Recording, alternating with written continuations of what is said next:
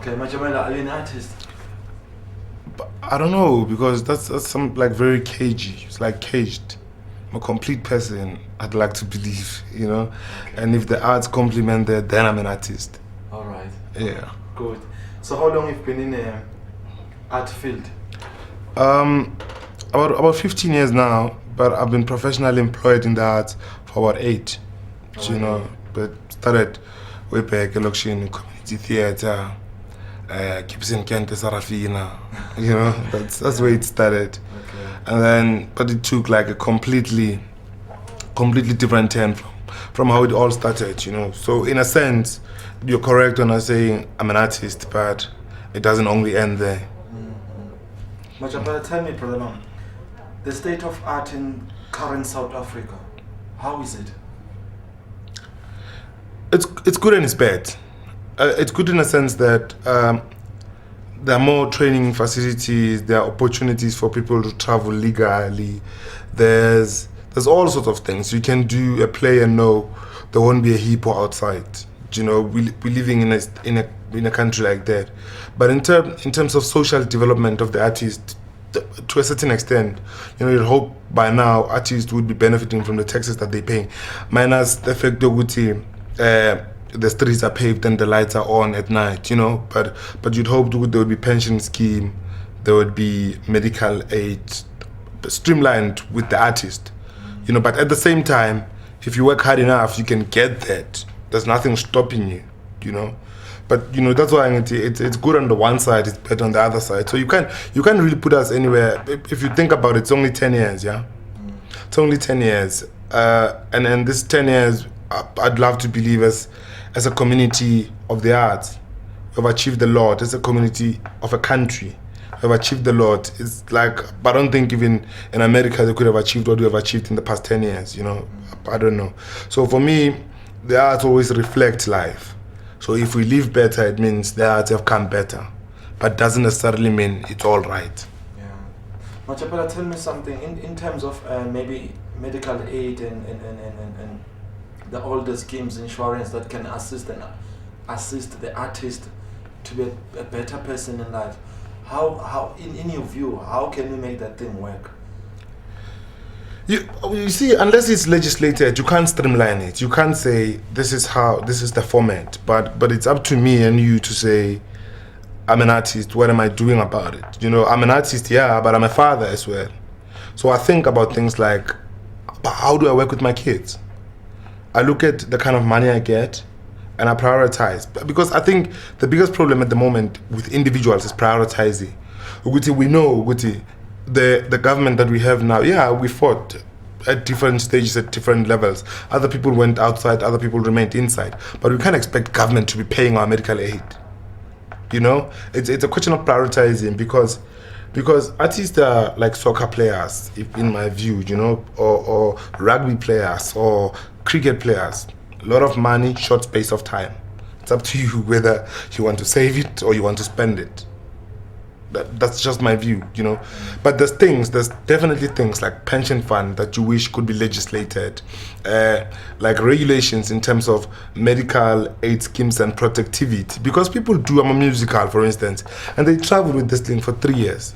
There's no pension fund, there's no medical aid, there's no UIF, there's nothing. People get taxed, they don't know where the tax goes to.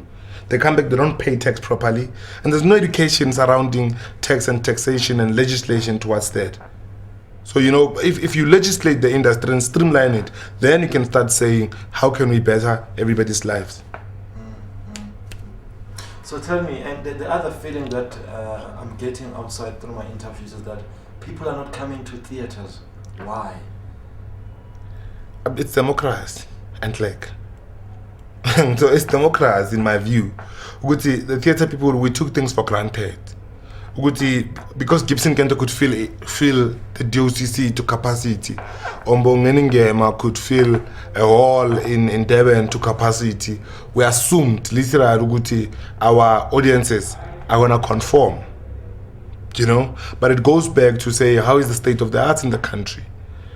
Because if you think about it, there's a couple of films that have been very good and have been doing very well internationally that are attracting a mainly black audience. sport has changed its face. People go to rugby and cricket now. 12 years, 15 years ago, it didn't happen, but now it's happening. And I think compared to the US, the arts here are not branded. As far as Coca-Cola or Lion King or Disney, because we're afraid. People are scared to be big. We you know when you meet people and you ask them how's it, and they always say you know, it must be right now. If you tell Mbongeni Ngema you need to brand Sarafina and make sure kuna mapopai with Sarafina, they probably laugh. But Disney has done it and it's working because they have branded it. They've said if you catch the child, the mother will bring them along. You know, but I don't get that. There's that gap. I can take my son to a stadium, but there are very few places I can take my son to actually. If they're either too intelligent, too boring, too white, too black, too philosophical. There's no middle ground. I haven't seen a play in a couple of years that accommodated a family, where you'd sit with your kids and enjoy it. You know, because there's no way I'm taking my son to go and see Winnie the Pooh at the Civic. I'm sorry, I'm just not doing it. When it comes to finances, in most cases, famous faces are given funds. Like top dogs, they are the ones that looks like they're getting funds. And those who are no ones that are not known yet, they're not getting funds. Why is that? But again, it's a catch-22 situation. It's not as simple as that. I don't think. I think I work in an environment where we doing training and heavily subsidized training, and we sell ideas. We don't sell people, and we get funding. We don't get what we want, but we get what gets us by. You know, I just think in terms of packaging, people don't package themselves properly. It's very easy for me to go to Desmond Dube and say, let's go to the NAC, and the NAC gets fascinated by the fact that Desmond Dube wants to do something artistic because he's doing TV, which is regarded as non-art more than anything. But it comes back to, how do I package myself? If a non-celebrated person arrives, are they ready? Are they sure of what they want to do?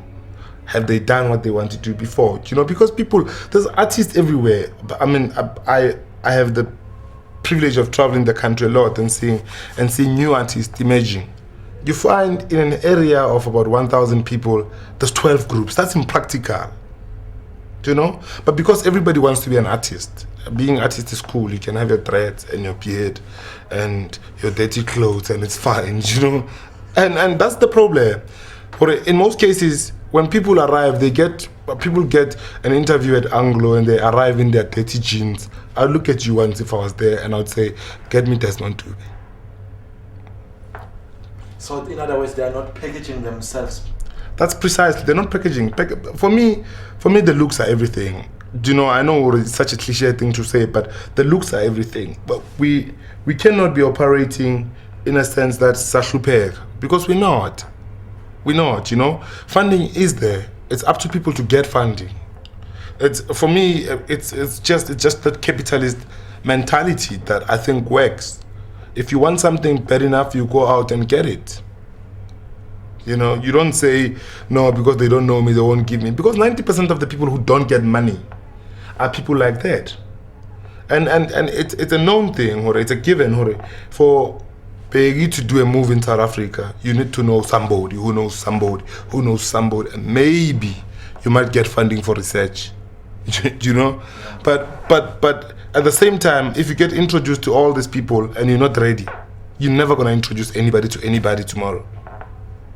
You know, we all need a break, and if you package yourself right, you will get a break. I'm of the opinion that you will get a break. If you know what you want to do, your package is right, and you are assertive for it. This is what I'm doing. I'm not doing this just to make sure at the end of the month I pay rent. No, you do that as a life project, you know? And I think it's the mentality out there. We, as South Africans especially, are a big country, as is. You know, no matter which part of the world we are. But as South Africa, we must learn to dream big. I can't understand why must it be a big deal when somebody buys a 6 million car and they're South African. There's nothing wrong with it. You know? There's nothing wrong with it. I think that's the mentality that we need to start thinking. We need to start saying how many other people can buy it. instead of why did they buy it? Because the more you say to yourself, with I'm a struggling artist, and you come back to me tomorrow and say you're struggling, I'll look at you as struggling. I will pay you struggling fees. I will give you struggling accommodation. I will not give you medical aid. I will not give you pension because you are struggling and you've learned to live with the struggle. Why do you learn to live with the struggle? I refuse to learn to live with the struggle. I refuse to say if I want to go and eat at a fancy restaurant in Santin, I can't because I'm an artist. No. No, if I can afford it, I do it. And the other thing is that most artists die poor, especially our icons, our legends. What is being done to avoid that kind of scenario? It's nobody can do anything for nobody in that situation. You see, there's people like Solomon Linda, and my heart bleeds when I think of him because he was just a guy who was talented and he did his music, and that's what he wanted to do. You know, I'm sure he never sat down and composed Mbube and said, I'm composing a hit. He was just doing a song. And a guy like that, around the era that he grew up and wrote, and with the level of exploitation that happened around him, you know, that's bad. Yeah? That's bad. It's bad. These multinational corporations are done out of his money, literally. And he didn't benefit from it. But a guy today who's going to cry of the same illness or the same fate as Solomon Linda, he's just not serious. You know, you're just not serious. Because no, it goes back to that thing, Yahore. Most of our artists, especially musicians, in a sense, they get paid 5-figure amounts for 6 album deals and they sign. And it's nice because the money is rolling in, the women are half naked in music videos, the cars are flashy, but there's no real investment opportunities. I don't know, I know very few entertainment lawyers, but I don't know entertainment consultants who come from insurance companies to come out and say, I'm gonna target artists. You know, nobody's targeting the artist. It's up to me or you or the person next door to say, I want to call Old Mutual and find out if they have education schemes, because I know what I'm doing here is dependent on funding. If funding goes, the job is gone. Aguna compensation fee, aguna anything. My contract states clear. If the funding is finished, work is finished, and I've agreed. You know, and it's up to me, Ore. In 20 years from now, am I gonna be a pauper or am I gonna be a millionaire? You know? The other thing is that in the entertainment industry, most women, it's a rumor and it's gossip, and some of them experience that most women sleep with the producers to get a certain role. How does that affect the industry as such? You see, I can't say yes or no it happens because I'm in development, I'm in training, not in work, not in commercial. And sex for jobs happens all round, isn't it? It happens in the corporate world, it happens in the artistic world, it happens in the sporting world. But for me, I think I'm part of a movement that is old but new, you know. And we have a drama school, and we're trying to be very assertive for it, especially our female students, that by the time they graduate, they graduate with the knowledge and the intelligence of a 60-year veteran in the industry. You know, because if you think about it, it's tantamount to abuse. If you're gonna be in a position of power and you must get to sleep with people before you employ them, that's tantamount to abuse. You know, it comes and it stops one day. But you know, it reflects on a person, or you have to stop and ask yourself, am I happy in all these things? Do you know? But most people do it for the fame, not for the happiness. That's the problem, it's men and women. If you look up at it, or there's huge female producers right now. Who says a young boy like me who wants to break into TV can't sleep with them? Who says that? You know? But one or the other, it's just abuse. We're abusing ourselves, we're abusing the art that we're involved in, we're abusing the people that we're introducing into the industry, and 10 years from now, I don't know if we'd be having a strong artistic base. As is now, the artists don't even have a union. You know, and for me, it's basically things like sexuality. At some stage, I know Power had people like Bokoni Chume who just disappeared. You know, and you ask yourself, were they not given recognition because they were women? or because they were disrespected generally, because the stereotype says for women to get there they have to be slept with so and so and so and so, and for me that's just it's sickening and like to even think it's existing. It's sickening. I don't know. If you're fly and you can get women, get them, but don't get them for them to put food on the table. Okay. So what is your last word in terms of the people at home listening to you? What can you tell them as to be strong artists and to build up a unison of working together as to build up art?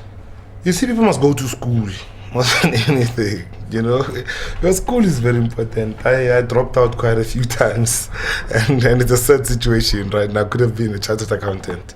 I don't know, but I think in terms of being an artist, I think South Africans are artists at heart. We sing at funerals, we sing at weddings, we sing at birthday parties, we sing month end because we got paid. And for me, it's a total representation of being true artists ourselves. Nobody can make you an artist. I can teach you basics of acting, but I can't teach you to act. It's up to you, And I think if you sit in the, especially young people, school, I'm like dead serious. People need to go to school.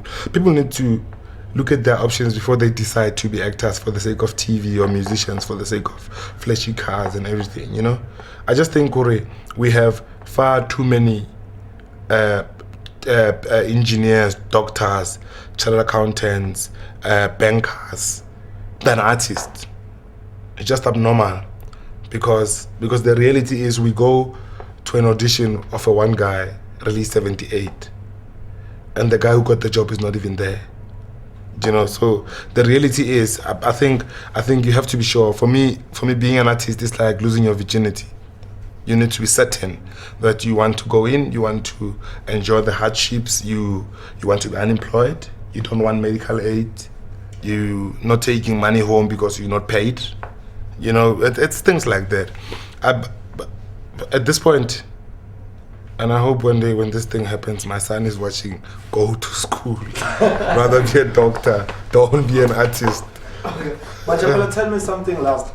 How is your input? How do you feel with SABC Broadcasting Channel in terms of our culture now? I'm just thinking, don't talk about the SABC.